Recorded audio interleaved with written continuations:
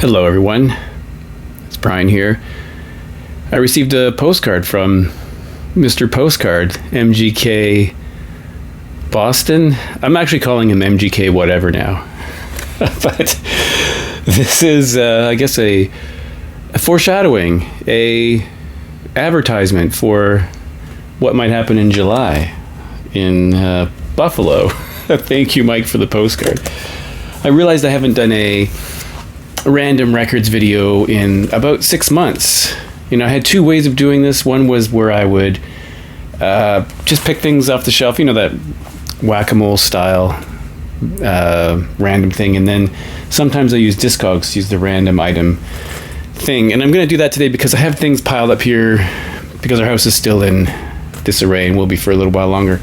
So I'm going to use a computer here and choose probably 5 records from my collection, and then hopefully I'll have something intelligent to say about them. So I'm just going to do the random things here, and for the moment I'm going to ignore compact discs and just stick with records, and we'll see when I come up with 5.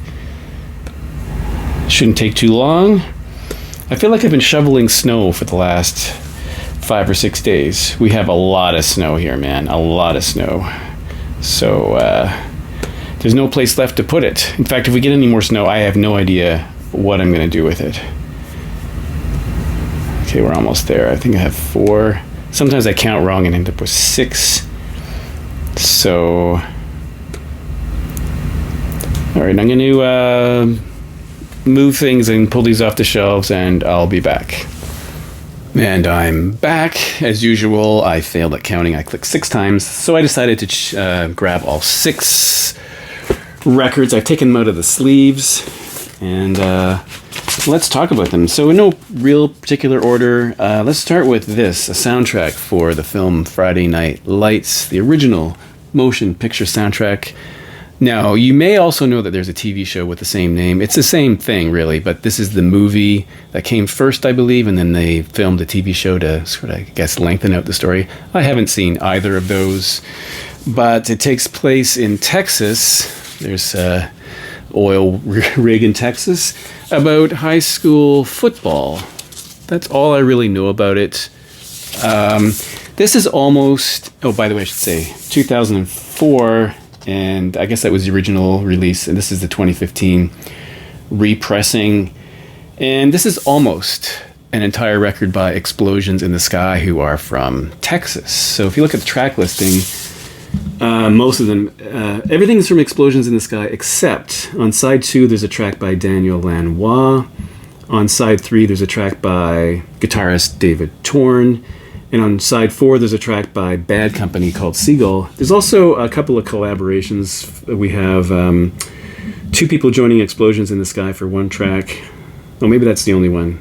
Yeah, maybe that's it. But so if you like Explosions in the Sky and you don't know about this, you should track it down. I don't know how easy it is to find now. Double vinyl issue with custom labels. Really interesting record. So I'm going to recommend that. And I guess I should at some point see the film or the TV show someday. Second thing is a 12-inch single, and it instantly reminds me that there was a time when I could find reasonably good things in thrift shops. So this is a 12-inch single for James Come Home, a really great track. This is a UK pressing from 1990. It has the extended flood mix of Come Home on side A and then a couple of live tracks on side B. That is, Come Home is one of those, I mean, it's a handful of James tracks that I think most people know, and this is one of them, which I quite enjoy. On this Fontana label, so pretty cool, right?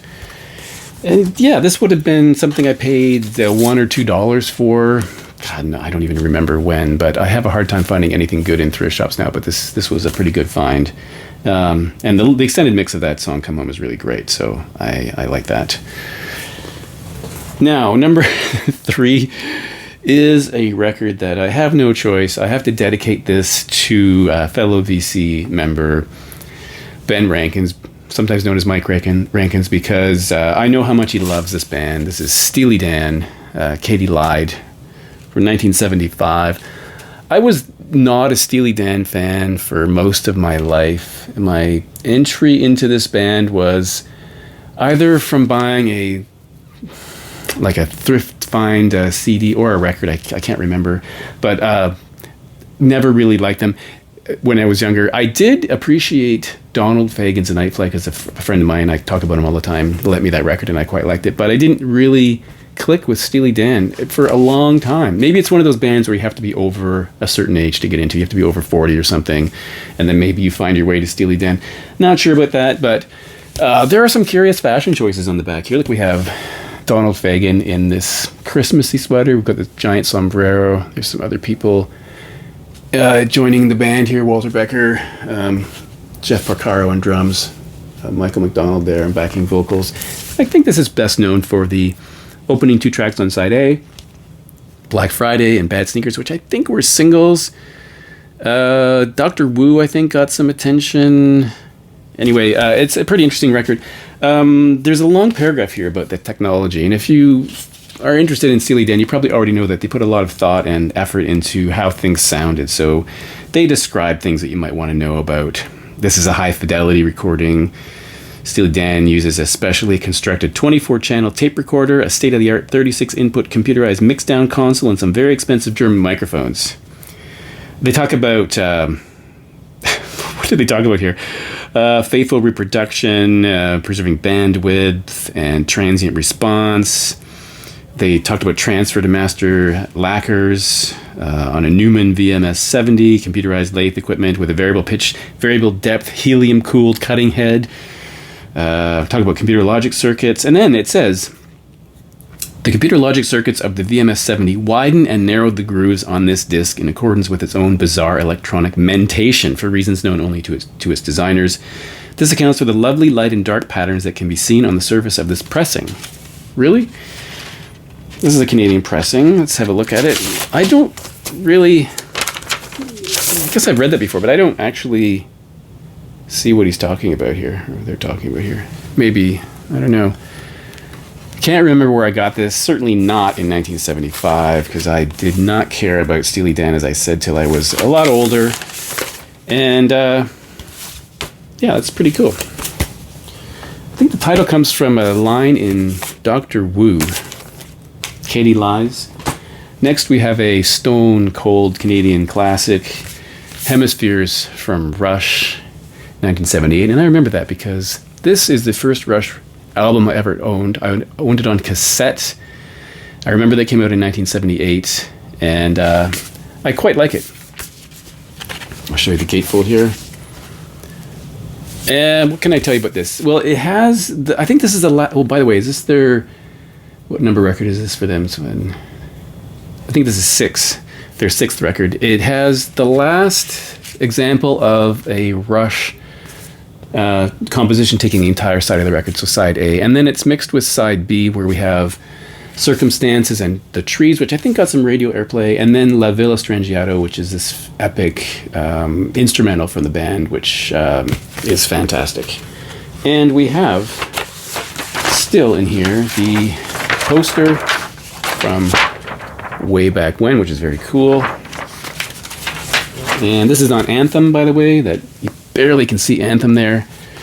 This fabulous Canadian record label. Maybe you'll see it on the labels here better. Anthem. Fantastic. This remains one of my favorite Rush albums, probably because it was my first exposure to the band, apart from hearing things like Closer to the Heart on the radio, of course. And I do love La Villa Strangiato. I think that's a fantastic piece of music, which I've always loved.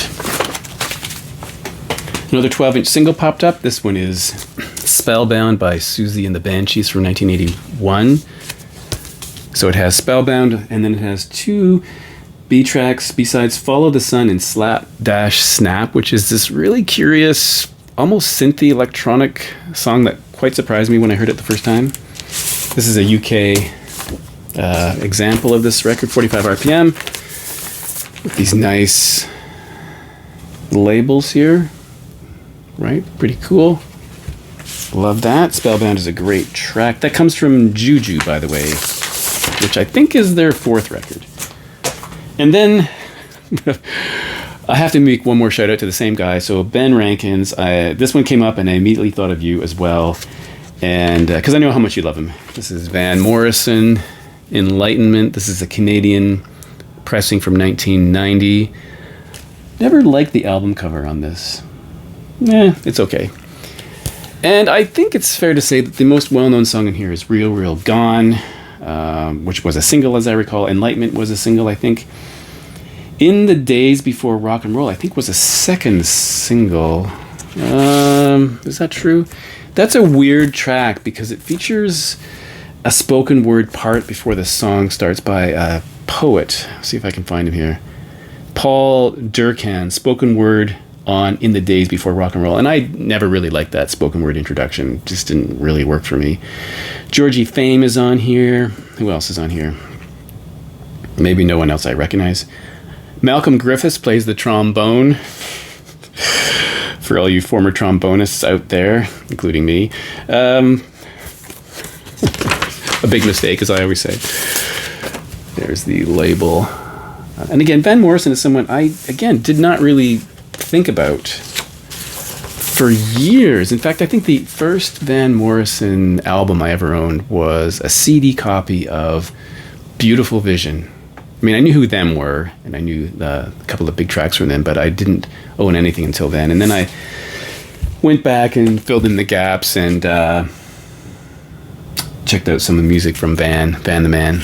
So that's all I have for you today. A quick run through of 6 things random from my collection. I'll see you in the next video.